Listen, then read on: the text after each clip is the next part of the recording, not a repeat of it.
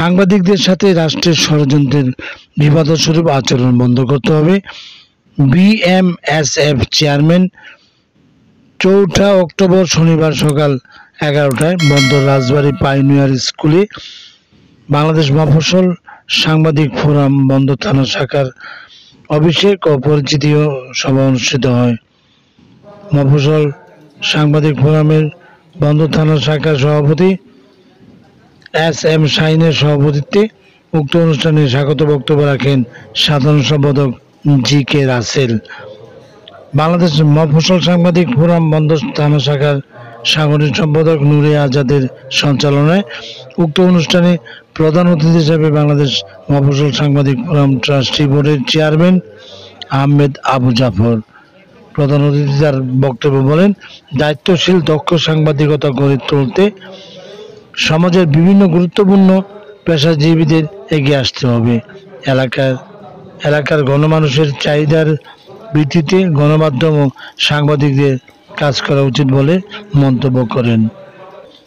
তিনি আরো বলেন, এই পেশায় হারানো ঐতিহ্য মর্যাদা ফিরিয়ে আনতে সাংবাদিকদের ঐক্যবদ্ধ হয়ে কাজ করা উচিত, নয়তো তলানিতে ঠেকানো পেশার অস্তিত্ব খুঁজে পাওয়া যাবে না। সাংবাদিকদের সাথে রাষ্ট্রযন্ত্রের বিবাদস্বরূপ আচরণ বন্ধ করতে হবে। বিশেষ অতিথি হিসেবে বাংলাদেশ মফস্বল সাংবাদিক ফোরাম কেন্দ্রীয় নেতা এস.এম. রুশদি, ঢাকা মহানগর উত্তর সভাপতি জাকির হোসেন, নারায়ণগঞ্জ সিটি কর্পোরেশনের 20 নং ওয়ার্ড সাবেক কাউন্সিলর হাজী গোলাম নবী মুরাদ, 21 নং ওয়ার্ড কাউন্সিলর আলহাজ হান্নান সরকার, 22 নং ওয়ার্ড কাউন্সিলর সুলতান আহমেদ ভূঁইয়া, বন্দর থানার স্বেচ্ছাসেবক দলের সাধারণ সম্পাদক পাপ্পু আহমেদ, তারেক জিয়া পরিষদের সাংগঠনিক সম্পাদক মেজবাউদ্দিন স্বপন। এতে আরো বক্তব্য রাখেন বাংলাদেশ মফস্বল সাংবাদিক ফোরামের বন্দর থানা সহসভাপতি আবুল বাশার সাইফুল, ক্রীড়া ও সাংস্কৃতিক বিষয়ক সম্পাদক মৃত মুর্শেদ প্রমুখ। Desk report, M News BD.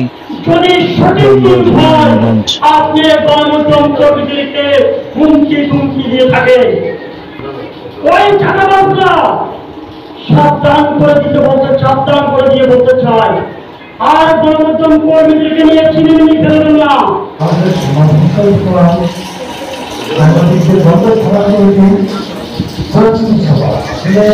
আমাদের উপস্থিত আছেন আমাদের মান্যবর ট্রাস্টি বোর্ডের চেয়ারম্যান উপস্থিত আছেন আমাদের বন্দর উপজেলার রাজনীতিবৃন্দ। আমি সবার নাম বড় হয়ে যাবে, যেহেতু অনুষ্ঠানের দেরি হয়ে গেছে, আমরা চাই শুরু করে শেষ করার জন্য। আমি একদিকে বলবো সেটা হচ্ছে তো নীতি হচ্ছে নীতি একটি আয়নায় কখনো নিচ্ছে সাক্ষী দেয় না, আয়নায় সম্পূর্ণ সত্যি সাক্ষী দেয়। আর এই কারণে আমাদের পুরো হামলা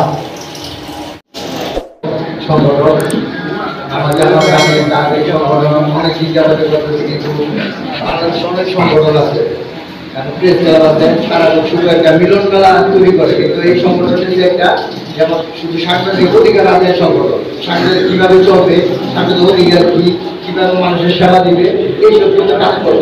আর আমি মনে করি না মনে হয় 24 ঘন্টার মধ্যে জানানোর মতো ঘুম আসে। আমার জানার মতো যে কিভাবে যেন তো চোখকে 64টা খেলা মানুষের আমাদের সাংস্কৃতিক খবরটাকে মানে আমার মাথায় ঢুকে না। আমার জন্য শেষ করছি আমাকে এমন অনুষ্ঠানের সমাপ্তি ঘোষণা করছি। আসসালামু আলাইকুম। উপস্থিত আছেন স্বেচ্ছাসেবক দলের সাবেক সাধারণ সম্পাদক পাপ্পু সহ আমাদের মাঝে আছেন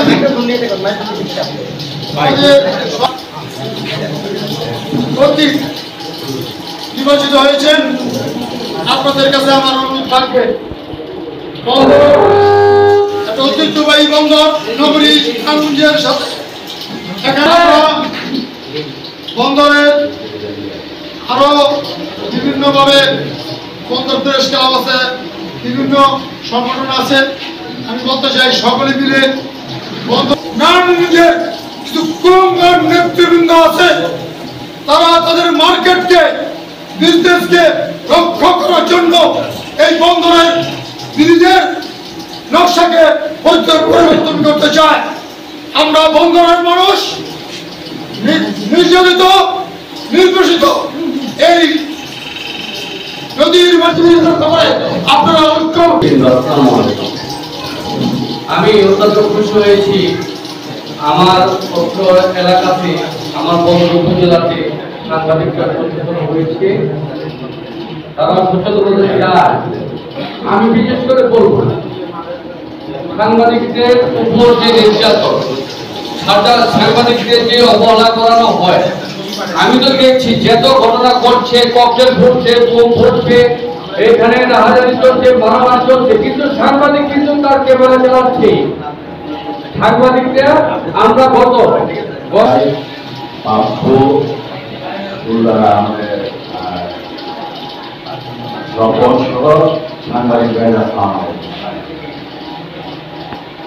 আসলে আপনারা তো আজকে একটা নতুন সংগঠন যোগ দিচ্ছে, শাখা নাকি? আপনারা নতুন ভাবে আপনারা মফস্বল বন্ধ থাকে যে ভোটর ঢুকে সাহস যখন মারামারি হয়, কাটাকাটি হয়, মিছিল মিটিং তার আগে থাকবে। সেজন্য তারপরে তুমি অন্য কোনো কাজ করবে না, ওসব কোনো কাজ করবে না, তোমরা একটা কাজ করো, ইলেকশন যাক, তারপরে দেখা যাবে। তবে চলো আমি জানো, আমি নিজে গিয়ে আমি দেখলাম তাৎক্ষণিক ভাবে লোক ডাক দিলাম, জঙ্গল পরিষ্কার করো, ওস্তাকার ডাক দিলাম, আপনি এই কাজগুলো করে দিবেন, কয় টাকা নেবেন, ইট বালু সিমেন্ট ডাক দিলাম, বাবা তোমার কয় টাকা লাগবে ওদের দিবা, হ্যাঁ আমার থেকে টাকা নিয়ে যাবে। 2 দিন পরে আমি পেপারে দেখে আমি আপনাকে সোনারগাঁও স্টেডিয়ামে মাটি চুরি করে, মানে মাটি বিক্রি করে এই কাজ করতেন, দেখে আপনার সাংবাদিক হয়ে গেছে। এটার কারণটা কি? এই সাংবাদিককে শ্রদ্ধা থাকবে আমাদের না, বা আমাদের জানবে এই শ্রদ্ধা থাকবে?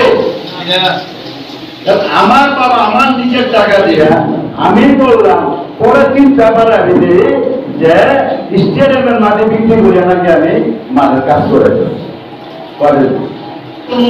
আমারটা লিখবেন না, হ্যাঁ আরেকজনের নরম বেটা কিছু করে নাই হ্যাঁ নামে লাগে। যেমন মনে করেন বিগত এই এলাকাতে 2টা মার্ডার হয়েছে, আমার সহকর্মী হান্নান সাহেব, তার 1 নম্বর আসছে দিচ্ছে, পুরা থাকে মানুষ এলাকা পড়া করে, ওই পোলা এসে বেড়াইছে, ওর নাম মামলা দিচ্ছে। হ্যাঁ এই ব্যাপারে দেখলাম হান্নান দেখেন আমাদের যেটা আমাদের সহযোগিতাতে যে ব্রিজটা আমাদের কোনো কাজের না, ব্যবসার জন্য বিগত সরকার ব্যবসার জন্য ব্রিজ করছে। ওই সাহার থেকে মাল আসবে, টাইমের থেকে মাল আসবে, সিমেন্টের কারখানাওয়ালাদের থেকে, ওদের কাছ থেকে লাখ লাখ কোটি কোটি টাকা নিয়ে অনেক ব্রিজটা করছে। সেই জন্য এখন আপনারা দেখেন আমরা বদন করতে কিন্তু বেরোতে পারি না। আমি গত 4-5 দিন আগে আমার ভাই হাসপাতালে যাচ্ছিলাম, অনেক বোঝাই মেলা বুঝাতে, এটা ব্রিজ হচ্ছে, ওইটা হচ্ছে, আরো কি ব্রিজ দিবে নাকি না করেন। আমাদের বন্দর পাশে অনেক লোক, আমরা যে মনে করেন প্রতি বছর বন্দর ঘাটের দিকে হ্যাঁ লোক মারা যায়, মানুষ জাল হয়ে থাকে, কিন্তু বৃষ্টি হয়ে লোকের দাম ওই জায়গায় 100 টাকা রিজার্ভ, 10 টাকা ওই জায়গায় পাওলো, কিন্তু আমরা এই ব্রিজটা পাইলে আমাদের লোকের কতটা ভরসা লাগবে। অতএব এই কিছু লোক আমাদের আনন্দ বলে গেলে ওই এই ব্রিজটা হবে কেন, এটা বলে নবীগঞ্জের মানুষ দৌড়ে আমরা নাম যেতে পারবো, বন্ধ সোনাকান্দা এলাকার মানুষ আমরা দৌড়ে কিন্তু যেতে পারবো। আমাদের যে আমরা যে নির্যাতিত নদীর এপারের মানুষ কিছু বলে গেলে তার মনে আক্ষেপ থেকে তার মনে আমি দুঃখ, এটা বাস্তবতা। হয়তো সাংবাদিক যারা স্থানীয় সাংবাদিক যারা কিন্তু হক নাই, যাকে বলেছে। যাই হোক, আমরা সাংবাদিকরা আমরা কিন্তু জনগণের বন্ধু না, আমরা কোনো দলের না, কোনো রাজনৈতিক নেতা হইব। তার লাখ শুক্রিয়ায় আজকে এখানে আমরা উপস্থিত করেছি। নিরাশ হও না, জয় তুমি হবে, যদি মুমিন তুমি হবে। আজকে পরিস্থিতি ও বিশেষ অনুষ্ঠানে মঞ্চে প্রতিষ্ঠ আছেন এই অঞ্চলেরই অত্যন্ত শ্রদ্ধাভাজন প্রজ্ঞাভিজ্ঞ এবং শাস্ত্রলোকের উদ্ভাসিত সামাজিক এবং মানবিক সেবালা হয়ে কাজ করে যাচ্ছেন সেই সব নিবেদিত প্রাণ সামাজিক ভাই বন্ধুরা, সবাইকে বাংলাদেশ মফস্বল সাংবাদিক সভা কেন্দ্রীয় কমিটির জার্নালিজম যেটার উপরে বিশ্ববিদ্যালয়ের ছাত্রদেরকে অধ্যয়ন করানো হয়। সাংবাদিক নেতা আমরা এমন একজন উদার মহাত্মের মানুষ পেয়েছি যিনি আমার মনে হয় বাংলাদেশের যত সাংবাদিক সংগঠন আছে একমাত্র আপনারা যদি প্রিন্ট মিডিয়া, ইলেকট্রিক মিডিয়া এবং আপনারা যদি দেখতে পারেন তারা অবশ্যই দেশ জাতি সমাজের মানবতার কল্যাণে কাজ করবেন। এবং আমি আর কথা বেশি বাড়াবো না, আমি সবার সুস্বাস্থ্য এবং মঙ্গল কামনা করে জয় হোক গণমাধ্যমের।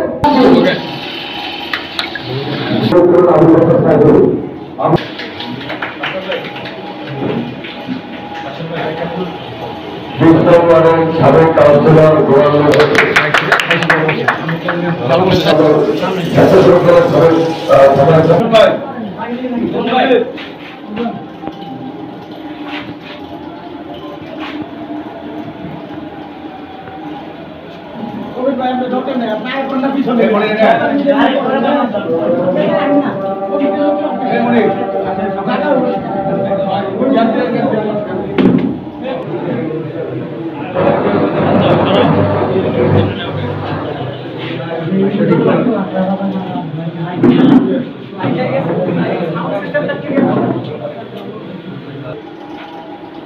সালাম এবং শুভেচ্ছা জানাচ্ছি।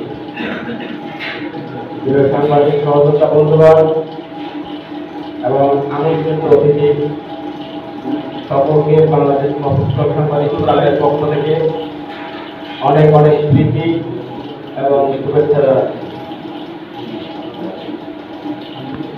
প্রিয় বন্ধুগণ, আজকে বাংলাদেশ মফস্বল সাংবাদিক ফোরামের ঐতিহ্যবাহী জেলা নারায়ণগঞ্জ এবং নারায়ণগঞ্জের ঐতিহ্যবাহী বন্দর নগরী বন্দর থানা কমিটির পরিস্থিতি সভা উপস্থিত সাংবাদিক সহযোগিতা বন্ধুগণ, আপনাদের উদ্দেশ্যে এলাকাবাসীর যে সামাজিক দায়বদ্ধতার জায়গা থেকে আমরা অনেক দূরে সরে গেছি। আমাদেরকে এই গণমানুষের স্বার্থে, দেশের স্বার্থে, স্বার্থে, রাষ্ট্রের স্বাধীনতা এবং সার্বভৌমত্ব রক্ষার স্বার্থে আমাদের সামাজিক দায়বদ্ধতার জায়গায় পুনরায় ফিরে আসতে হবে। আমাদের গণমাধ্যম এবং আমাদের সাংবাদিকতা আমরা নানা কারণে আমরা আমাদের অবস্থান থেকে দূরে সরে গিয়েছি, যার ফলে আজকের গোটা দেশের সাংবাদিকদের অবস্থান তলানিতে চলে গেছে। অর্থাৎ এক সময় সাংবাদিকদেরকে মানুষ সম্মান করত, মর্যাদা দিত, এমনকি ভয় পেত।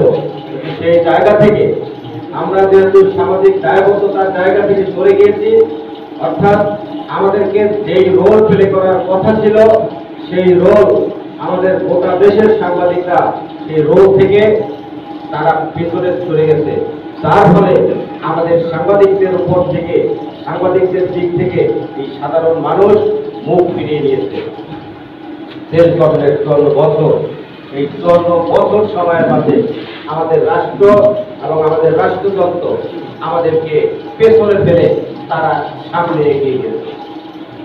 সাংবাদিকদের দাবি, অধিকার এবং মর্যাদা রক্ষার জন্য যা যা করার প্রয়োজন ছিল সেটি আমাদের রাষ্ট্রযন্ত্র এবং রাষ্ট্র সেটি করেননি।